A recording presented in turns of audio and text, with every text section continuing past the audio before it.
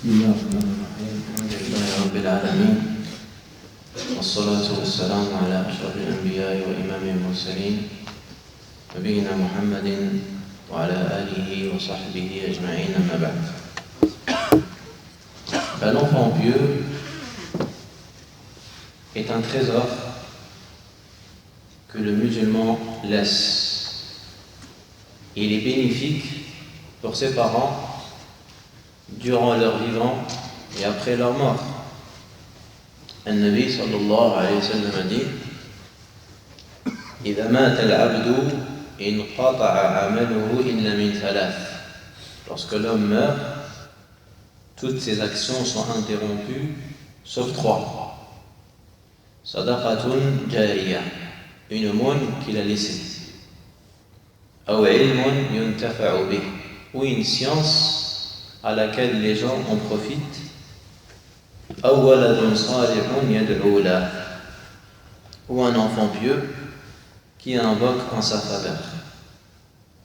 فالذرية الصالحة, la bonne descendance, est une élévation pour le musulman dans la vie d'ici-bas et dans la vie de l'au-delà. Il est même dit dans le verset, Allah Tabaraka wa Ta'ala nous informe que dans le paradis, Allah il va réunir les parents et les enfants dans le même degré pour justement compléter le bonheur. وَالَّذِينَ آمَنُوا وَاتَّبَعَتْهُمْ ذُرِّيَّتُهُمْ بِإِيمَانٍ أَلْحَقْنَا بِهِمْ ذُرِّيَّتَهُمْ وَمَا أَلَتْنَاهُمْ مِنْ عَمَلِهِمْ مِنْ شَيْءٍ كُلُّ امْرِئٍ بِمَا كَسَبَ رَهِينٌ. Dans ce verset, dans sourate At-Tur, Allah il informe qu'il va mettre les croyants dans le même degré que leurs enfants, pour justement que la joie et le bonheur soient complets et soient parfaits. Également, l'enfant fait partie des acquis de l'être humain. Al-walad min kasbi. Donc tout ce qu'il va faire comme bonne action dont toi tu es la cause, tu vas en bénéficier. Tu vas en bénéficier. Et leur dua, c'est une des meilleures choses que tu peux récolter de la part de tes enfants. À combien de degrés le musulman obtient grâce aux invocations de ses enfants? On a un hadith rapporté par Abu Daoud où le Nabi sallallahu alayhi wa sallam dit Inna al-abda la turfa lahu daraja fi jannah. Le serviteur sera élevé en degré au paradis. Il dira oh mon Seigneur, par quelle action j'ai mérité cela? On lui dira grâce à l'invocation que ton fils a fait pour toi.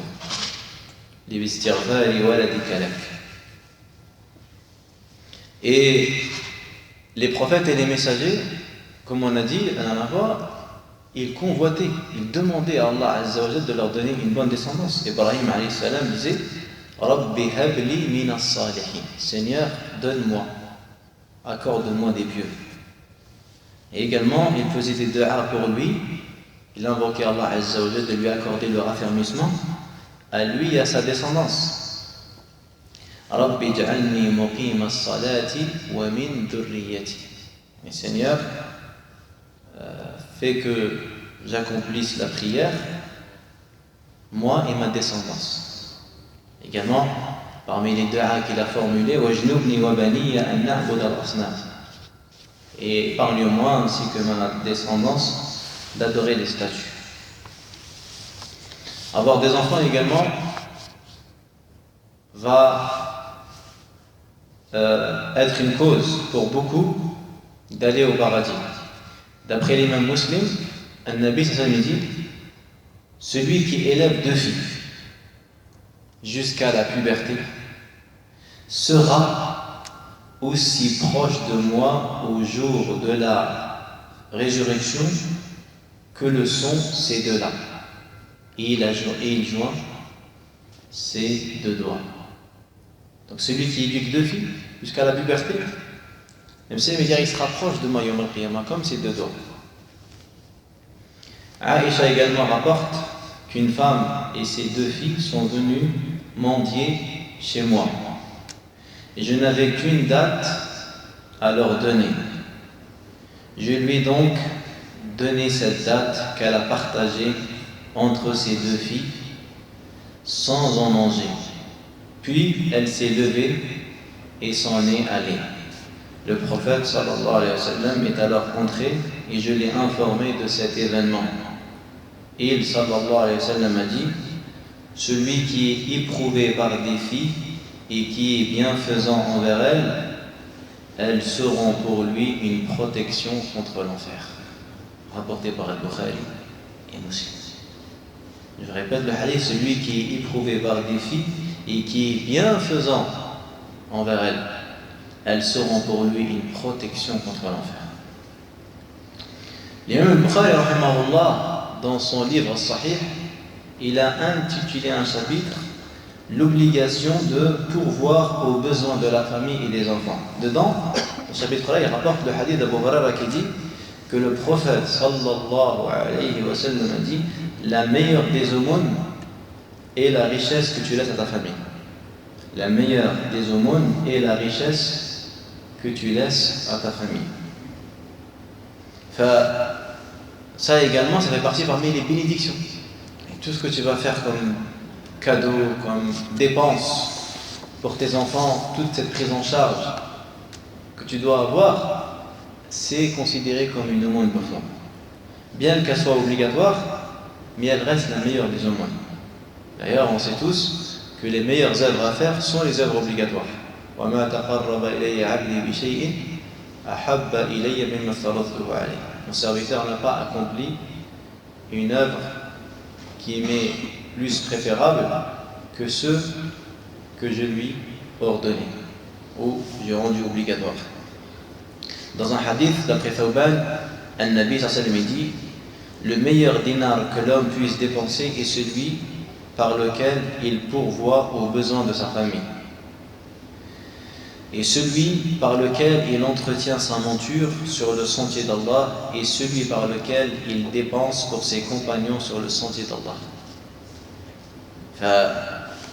Ça, c'est une preuve claire qui montre que les meilleures sadaqas qu'on donne sont celles qu'on va donner à nos proches. Et là, ici, on a un sujet à aborder qui est: comment ça se fait que le musulman va profiter des œuvres des autres, en fait? Parce que normalement, l'œuvre, il n'y a que toi qui en profites. Comment ça se fait que les parents vont profiter des œuvres de leurs enfants? Il y en a l'asl, parce que la règle, la base, c'est que la récompense, elle concerne uniquement l'auteur, celui qui l'a fait. Mais il y a des hadiths qui ont prouvé que certaines actions, l'avantage et le bénéfice va vis-à-vis de l'autre. C'est-à-dire que tu peux offrir des bonnes actions à des personnes décédées.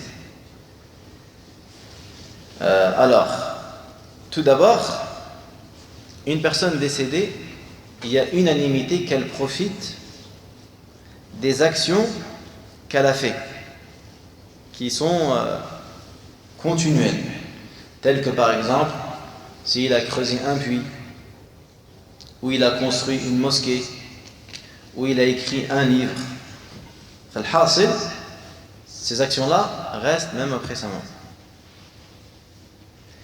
Et l'invocation également de ses enfants, ça également c'est un consensus, pas de divergence. Lorsque l'homme meurt, toutes ses actions sont interrompues sauf 3: sadaqa jariya, ilmun yuntafa'u bih, walad salih yad'u lahu. Ça, c'est des choses qui font unanimité. Également, il y a le hadith où le Seigneur dit: inna mimma yalhaqu al-mu'min min 'amalihi wa hasanatihi ba'da mawtihi 'ilman 'allamahu wa nashara. Une science qu'il a enseignée ou propagée. Aw waladan salihan tarakah, ou un enfant pieux qu'il a laissé. Aw mushafan warrathah, ou un mushaf, un Coran qu'il a donné. أو مسجدا بناه, une mosquée qu'il a construit. أو بيتا بناه لابن السبيل, une maison qu'il donne pour les voyageurs, pour les gens les passants. أو نهرا أجراه, une rivière qu'il a fait couler. أو صدقة أخرجها من ماله في صحته وحياته, ou une sadaqa qu'il a sorti durant sa vie et lorsqu'il était en bonne santé. تلحقه بعد موته. Ça, ces choses-là, il y a consensus parce que les textes sont clairs. Maintenant, également, il y a un ijma' concernant la sadaqa, même si elle n'est pas jariya, même si elle n'est pas continuelle. C'est quoi la preuve? La preuve, ils ont dit, c'est quand le Nabi sallam il a sacrifié une bête pour l'Eid, il a dit Bismillah, Allahumma taqabbal min Muhammadin wa ali Muhammad. Oh Allah accepte de Muhammad et de Ali Muhammad. Il a même sacrifié pour les musulmans qui ne pourraient pas sacrifier. Également parmi les œuvres qu'on peut offrir aux morts, le pèlerinage. Le pèlerinage également, il peut être offert à une personne décédée. Abdullah ibn Buraïda rapporte d'après son père, il dit, alors que j'étais assis avec le messager d'Allah sallallahu alayhi wa sallam, une femme est venue à lui. Elle lui dit, Inni tasaddaqtu ala ummi bi jariya. J'ai donné une jariya à ma mère. Wa innaha matat. Puis après, ala kulli hal, elle lui demande, Innaha lam tahujj. Elle n'a pas fait le pèlerinage. Afa ahujju anha. Est-ce que je peux faire le pèlerinage pour elle? Et il lui a dit, alayhi salatu wassalam, Hujji anha. Oui, fais le pèlerinage pour elle. Fais le pèlerinage pour elle. Dans un autre hadith, une femme est venue également dire à Nabi sallam, elle a dit, Inni nadartu, inna ummi nadarat an tahujj. Ma mère, elle a fait un vœu de faire le pèlerinage. Famatat qabla an tahujj. Elle est morte avant de pouvoir le faire. Afa ahujju anha. Est-ce que je fais le pèlerinage pour elle? Regardez qu'est-ce qu'il lui a dit Nabi sallam.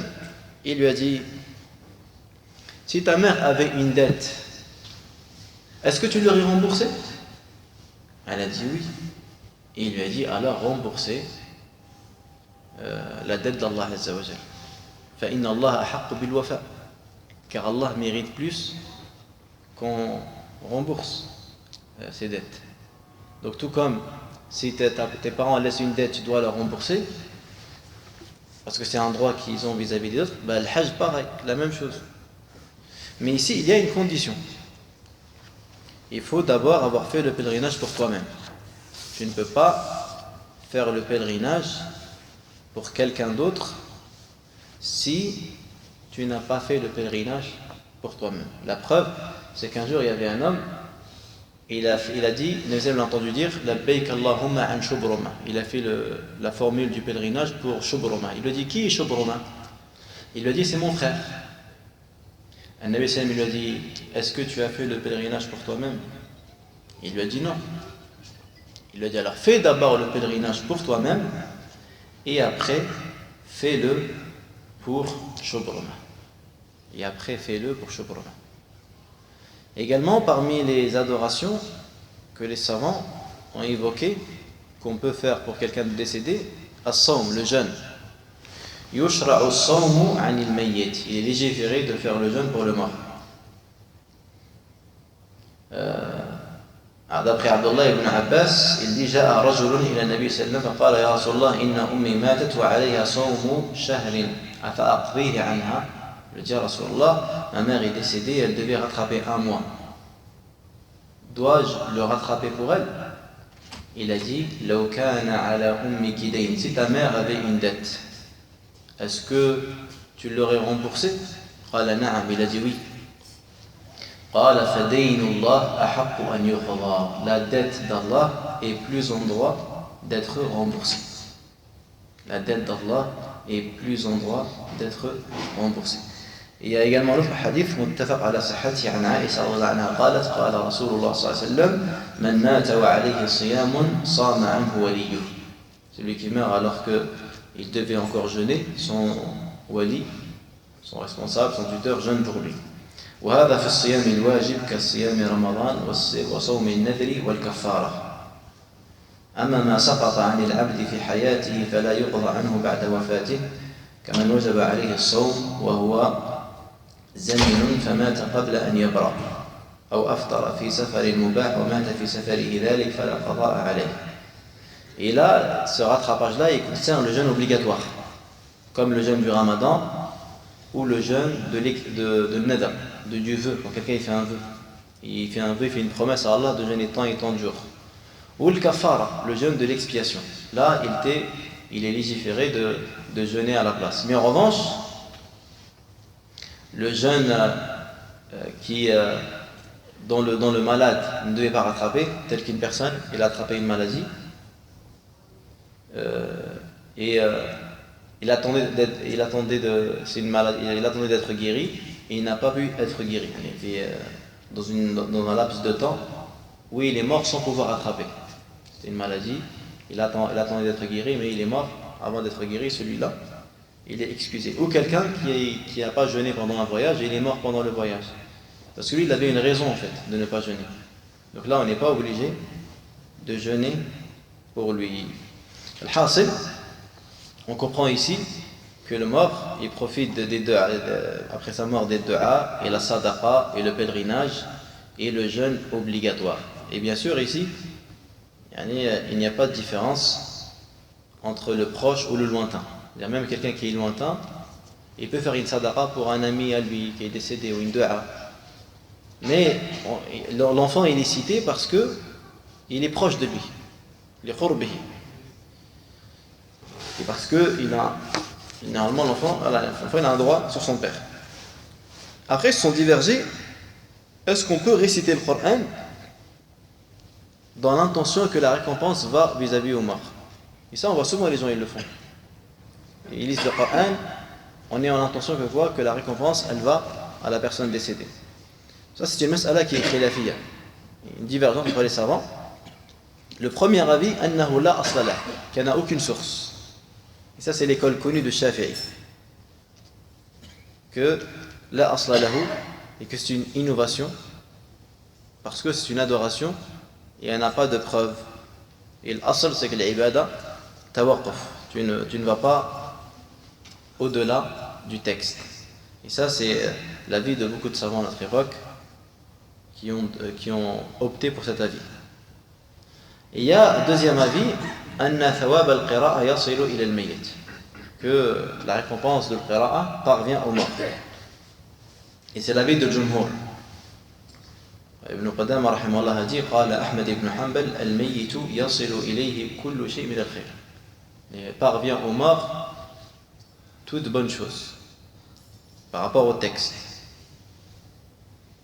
والقول بوصول الثواب إلى الميت هو اختيار شيخ الإسلام ابن تيمية وقد انتصر له في غير موضع من كتابه وتابعه على ذلك تلميذه ابن القيم وحجته عدم ورود النهي وأنه يقاس على ما أخبر الشارع بانتفاع الأموات بها وبلوغهم ثوابها إذا أهدي إليهم كالدعاء والصدقة والصوم والحج. Et ça c'est l'avis également d'Ibn Taymiyyah et de son élève Ibn Qayyim. Donc dans plusieurs références dans leurs livres, ils disent parce qu'il n'y a aucune preuve qui l'interdit. Et ils ont fait le raisonnement par analogie. Et tout comme on peut invoquer pour le mort, faire le pèlerinage, pour eux, on peut aussi la lecture. On peut aussi lire et offrir la récompense. Enfin, vous voyez ici, ça c'est des paroles de certains gens de science qui montrent qu'en fait la personne profite des bonnes choses d'autrui. C'est-à-dire même qu'on peut faire du bien les uns envers les autres. Et l'enfant rentre en priorité. Parce qu'il n'y a pas quelqu'un qui a plus de droits sur toi, après Allah Azza wa Jal, et le Nabi sallallahu alayhi wa sallam, comme tes parents. Et quoi que tu fasses, tu ne pourras jamais rendre le bien que tes parents t'ont fait.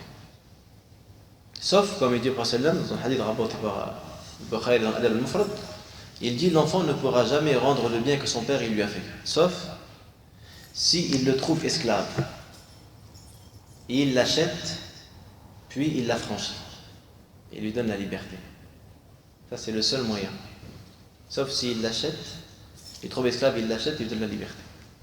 Parce que la liberté, ça c'est par rapport au père. Donc on sait que nos parents ont un droit énorme sur nous. Il faut s'efforcer à faire du bien, ne pas les oublier. Dans nos dua par exemple, quand on fait des dua, toujours Allahumma ghfirli wa li walidayya. Seigneur, pardonne-moi ainsi qu'à mes parents. Seigneur, pardonne-moi ainsi qu'à mes parents. Pas que toi, toujours tes parents. Et même si tu veux encore faire meilleur, tu dis Seigneur, pardonne-moi ainsi qu'à moi. Seigneur, pardonne-moi ainsi qu'à mes parents, ainsi qu'aux musulmans et aux musulmanes. Alors là, tu récoltes, Inch'Allah, un grand ajr. Le Nabi dit celui qui demande le pardon pour les croyants et les croyantes, il aura pour chaque croyant une bonne action. Imagine-toi, quand toi, tous les jours, tu demandes à Allah qu'il te pardonne à toi, à tes parents et à tous les musulmans. C'est-à-dire pour chaque musulman, tu auras une hasana. Tu vas récolter des milliards de hasanat en quelques secondes. Et Ibn al-Qayyim raconte qu'Ibn Taymiyyah ne délaissait jamais ce dua-là. Toujours il invoquait pour les musulmans. Et d'ailleurs même c'est la voie entreprise par les prophètes et les messagers. Quand vous voyez, quand ils font des duas, toujours ils invoquent pour les croyants. Comme Nuh alayhi salam, Rabbi ighfirli wa li walidayya wa liman dakhala baytiya mu'minan wa lil mu'minina wal mu'minat. Donc c'est dans notre intérêt à nous. Et l'intérêt aussi des musulmans. Ça montre Allah tabaraka wa ta'ala a fait que quoi? Que non seulement on peut être bienfaisant envers nous, mais on peut aussi être bienfaisant envers nos parents. Dans leur vie, pendant leur vie et même après leur mort. Même une fois mort, tu peux encore continuer à faire des bonnes choses à tes parents. Même le Jawzi rahimahullah, il a un petit livre qui est remarquable, qui a pour titre Lettre à mon fils. C'est un livre dont je vous conseille de lire. C'est un petit risala, c'est quelques pages, traduit en français de 8 pages. Lettre à mon fils d'Ibn al-Jawzi. Et vous voyez dedans, il s'adresse à son fils avec des mots magnifiques. Et comment il le conseille, et comment il espère, Ibn al-Jawzi rahimahullah, il espère de son fils qu'il agit en bien. Parce que justement, Ibn al-Jawzi en profite. Parce que Ibn al-Jawzi récolte le bien. C'est ça, qurratul ayn. Rabbana hab lana min azwajina wa dhurriyyatina qurrata a'yunin waj'alna lil muttaqina imama. Et ça nous pousse à faire en sorte de bien préparer l'avenir de nos enfants.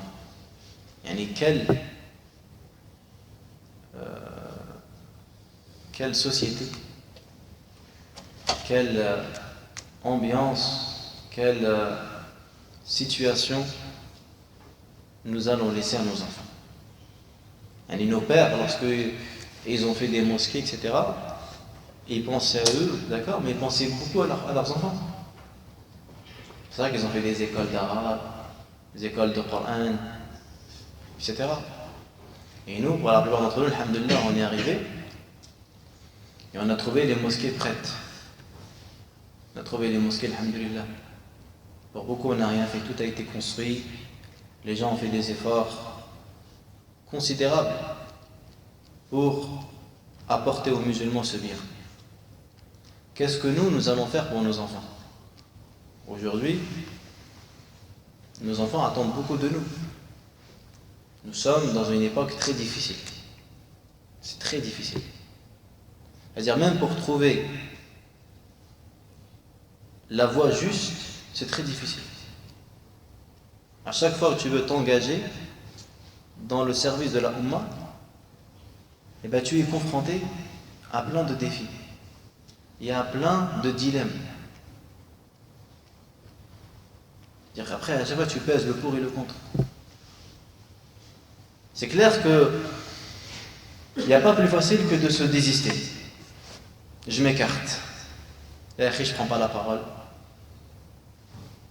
je tranche pour aucun sujet. Maison, mosquée, et je travaille. Là, je suis sûr de moins me tromper et de moins me faire critiquer. Parce que je serai quelqu'un de normal. Mais quand je vais décider de m'engager pour la Oumma, obligé je vais trébucher. Obligé je vais me tromper. C'est pas possible. Tu seras obligé un jour ou l'autre de peser le pot. Tu seras obligé d'être entre deux mannes. D'accord? Entre deux mannes. La règle elle a dit je tranche le moindre mal, c'est vrai ou pas? Mais il se peut que le moindre mal que moi je le vois n'est pas celui que toi tu vois. On est d'accord? On sait qu'il y a une règle du moindre mal. Mais après moi je peux dire que le moindre mal il est à droite et toi tu me dis non, le moindre mal il est à gauche. Donc c'est clair que lorsqu'on va s'engager et lorsqu'on va œuvrer et lorsqu'on va vouloir justement faire des écoles, parce que c'est de ça que nos enfants ont beaucoup besoin aujourd'hui, des écoles musulmanes. Comme ça nos sœurs pourront mettre le hijab en allant étudier. Comme ça on pourra donner des valeurs à nos enfants qu'on veut. Comment arriver à ça? C'est un projet qui demande des gens qualifiés, qui demande une méthode, qui demande de s'entourer de gens sincères, mais aussi de gens compétents, pour que j'arrive à un résultat. Pour que j'arrive à un résultat. Enfin, le fait de penser à faire ça, à préparer justement un avenir sûr pour nos enfants, c'est quelque chose de béni, tout en sachant qu'en tant que musulman, on sait que leur avenir est entre les mains d'Allah Azza wa Jal. Mais Allah, il nous demande de faire des causes, asbab. On doit faire des causes. On doit faire des asbab. On ne doit pas rester à rien faire comme ça. On doit agir.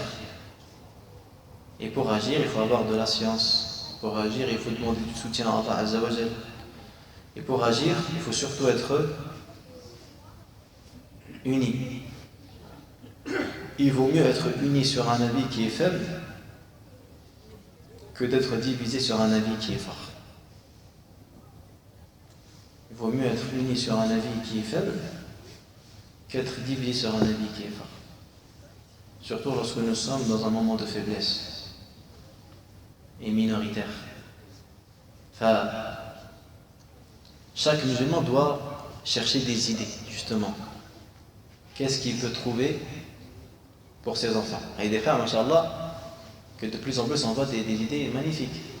Il y a des frères qui organisent maintenant des voyages pour les jeunes, mais encadrés. Voyages, et pas les envoient en colonie avec n'importe qui. Non, ils envoient avec des gens, une association musulmane qui les encadre. Ils les emmènent en sortie, soit en Andalousie, soit au ski. Mais pendant cette sortie-là, ils leur font des doros, des cours, ils font la prière en commun. C'est-à-dire qu'il faut trouver une alternative. Nos enfants, aujourd'hui, il faut qu'on leur trouve des alternatives. Pas lui dire fais pas ça, après je le laisse comme ça. Mais je dois lui trouver une alternative. Je dois lui trouver un truc en échange dont je pense qu'il est protégé, dont je pense qu'il est en sûreté. Et ça, vous voyez, c'est les bénédictions des enfants. Souvent, avoir des enfants pousse certains musulmans à faire des efforts sur eux-mêmes et à faire des efforts dans leur société, à faire des efforts dans leur maison, dans leur cité. C'est une bénédiction.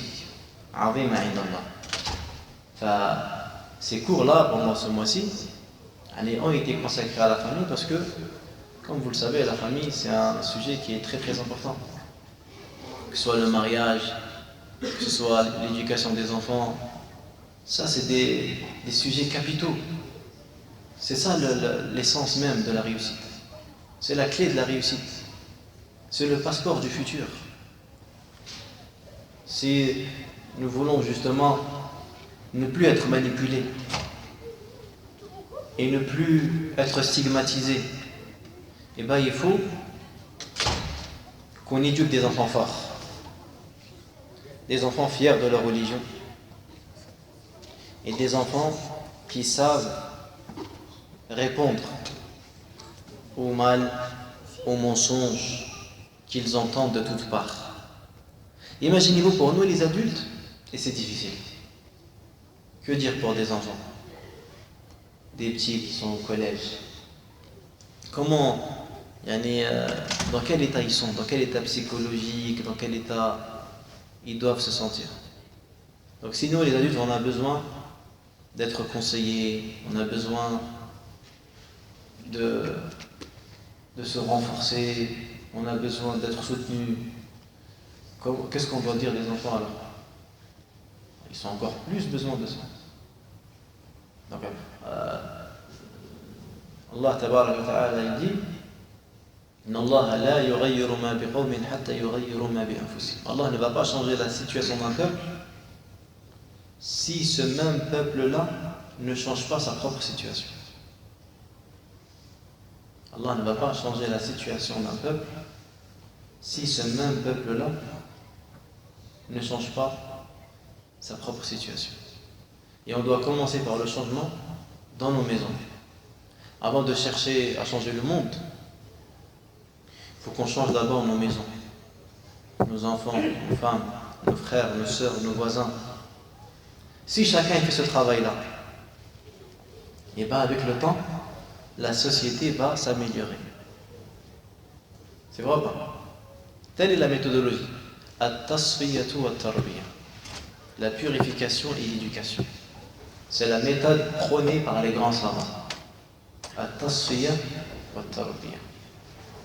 Tasfiyah, la purification. Tout ça fait. Tu purifies les gens des mauvais comportements, des mauvaises croyances. Wat-tarbiyah. Et tu les éduques. Ça c'est propre pour les adultes, tout comme pour les enfants.